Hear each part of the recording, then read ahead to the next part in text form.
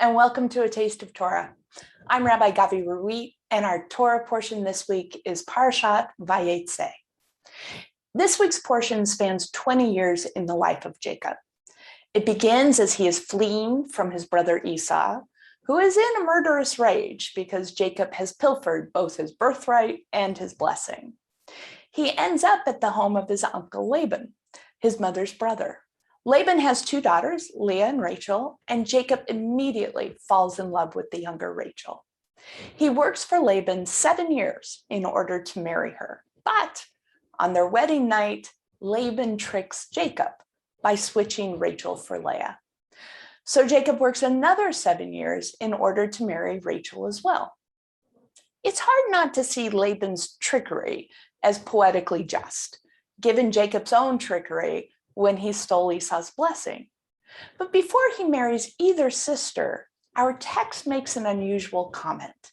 It tells us that Leah had weak eyes, but Rachel was shapely and beautiful. Why would Torah tell us this? On the pshat, or surface level, it seems likely that we're supposed to understand that Rachel is more attractive and therefore more desirable to Jacob. But Rabbi Naftali Hertz Bacharach, a great kabbalist from the 17th century, sees something much more meaningful in this cryptic comment. Rabbi Bacharach focuses on the fact that while Leah's eyes are described as weak, no mention is made of Rachel's eyes. He teaches that Rachel is therefore called the beautiful young woman with no eyes, and that we, as her servants, have to make her eyes with our intentions. Now, what is that supposed to mean? Well, it's actually quite a beautiful Kabbalistic teaching. Leah and Rachel both represent one of the Sefirot. Leah is identified with Binah, which is also known as the upper Shekhinah, or upper divine presence. And Rachel represents Malchut, or the lower Shekhinah.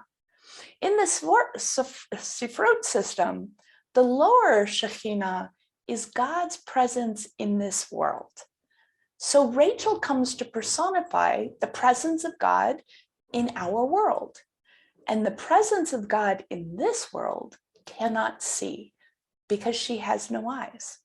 For God's presence to have an active role in this world, we must be her eyes. We must see and respond to evil, injustice, and suffering if God is to have an impact in our world. I find this to be a truly powerful idea because it highlights the partnership between us and divinity. We may seek out God through prayer and meditation, but for the divine presence to play an active role in our world, we must help and assist her. How differently would we approach our daily lives if we understood we have the responsibility to see for God? Shabbat Shalom. Be sure to check out ravgavi.com for upcoming classes and programs.